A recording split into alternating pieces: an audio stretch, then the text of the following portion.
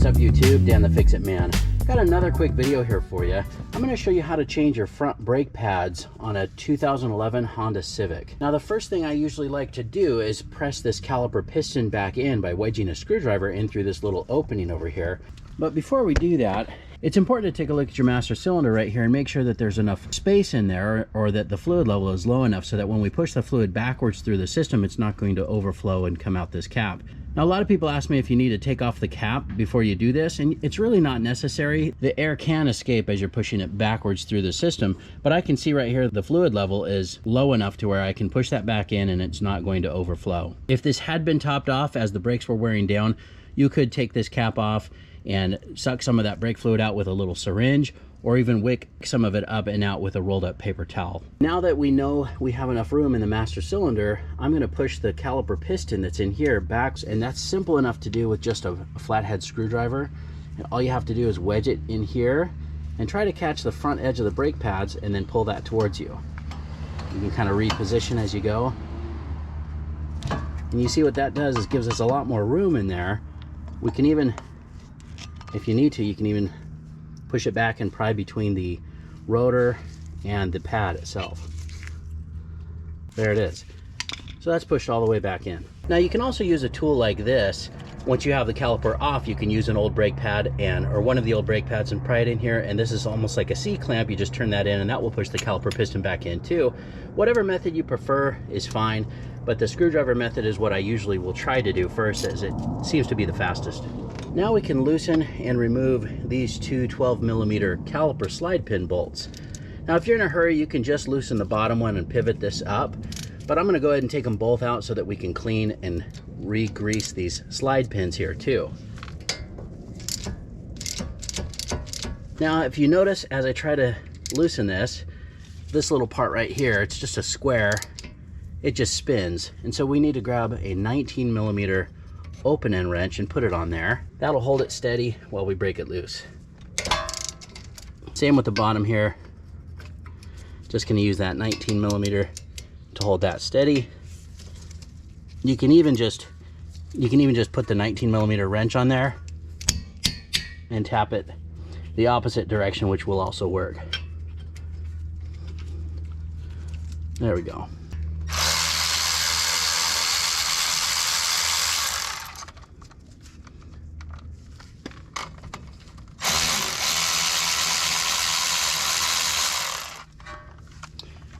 And we can set those aside. You can just pull off the caliper. These little hooks come in handy. You can just pull off the caliper and hang it up here, up on the coil spring. Just hang that up and out of the way. Okay, now we can pop out the old brake pads. You can see, well, that's from my screwdriver when prying, but there's a lot of cracking on the face of this pad. It's gotten hot and it's pretty much done. Probably would not be a bad idea to resurface these rotors or have them turned, but the owner of this vehicle is just needing a quick pad change is all that they want to do today. Also, notice right here, this is the little metal sensor or brake squealer. That's designed to scratch on the rotor and let you know when your pad material is completely worn down. I just like to take note of the orientation. In this case, it's on the inside pad on the bottom. All right, now we're gonna pull out these slide pins, and this is where I kind of just hold the boot back and pull out the top one. We'll wipe that off. Sometimes I'll put it back in a few times, try to clean out some of that old grease. And then on the new grease, I just put a little bit here on my glove. This is just like that Sil Glide. It's basically a silicone paste or a silicone-based grease. Actually, this is not Sil Glide brand. This is just another silicone grease I grabbed. Couldn't find the Sil Glide tube that I had. If you use regular grease in here, it can cause these to stick, and that'll bind up your brakes. And you notice on this one, there's not a little rubber O-ring. I didn't show you that. Let's pull it back out. See this little rubber piece on the end? Sometimes those swell up and these bind, but those are really just designed to keep the noise down. But I like to put them back where they were. In this case, that one was in the top, and just enough grease to kind of get that looped up, and then we'll put that back in.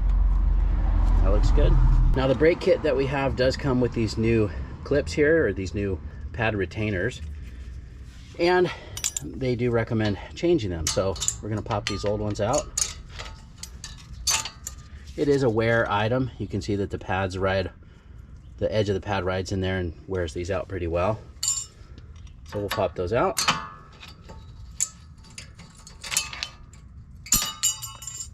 And before I put the new clips in, I just like to brush these pretty well with a little wire brush, just to get any rust or debris out of there.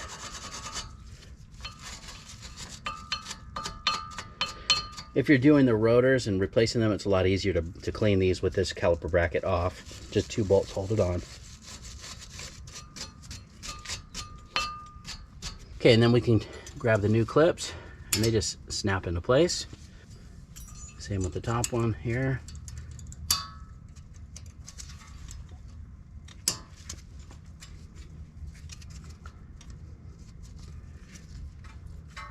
It's important that those are completely flush. If they're not, you'll have a hard time getting your pads in there. They'll bind up.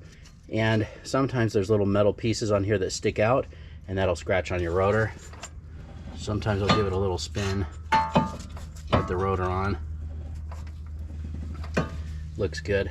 Now I couldn't find the Sil Glide that I usually use that I put on the back of these pads. I just used silicone based grease on these slide pins, but I do have this little envelope here of this synthetic brake grease, and I've used that before. I'm just gonna put just a little bit of that on the back of the shim here, and just a little bit at each of these little ends, or some people call them the ears of the brake pad. Just kind of spread that around. Really thin layer is all you need. But this little bit of grease does seem to cut down quite a bit on some of the brake noise and vibrations. Let's see if we can get that in there. Okay, you see that I've got that same noise maker on the inside, on the bottom part. Same with this outside pad.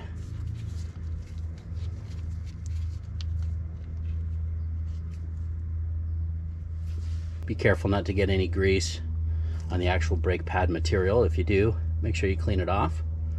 And don't get any on the rotor either. And then we can put this brake pad back in.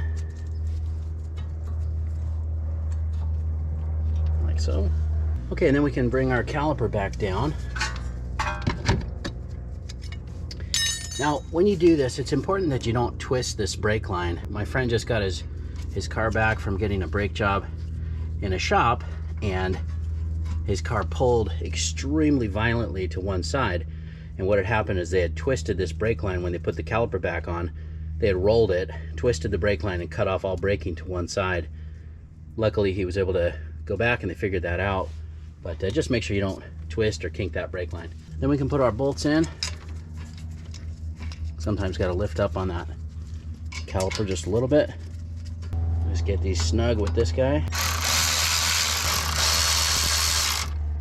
Now the torque spec that I found online for these is 25 foot-pounds.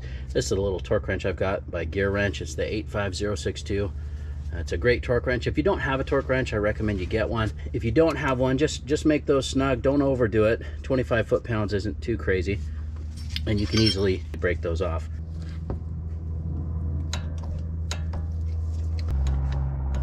And you're done. Now just remember to torque everything per spec. Go ahead and double check your manual on that, but 25 foot-pounds is what I found online. Before you drive off, also make sure you step on the brake pedal a few times, which will press this caliper piston back out, pushing these brake pads up against the rotor where they need to be. And when you do that, don't press the pedal all the way to the floor. That can damage the seals in your master cylinder. Just press it down about halfway several times until it feels firm, and then you're good to go. Also, don't forget to top off the master cylinder. Just make sure that that brake fluid is where it needs to be. Hope you liked the video. Please give it a thumbs up and subscribe if you don't mind. That does help me out. I'll get a link in the description to some of the parts and tools used in the video as well. Thanks so much for watching, and good luck.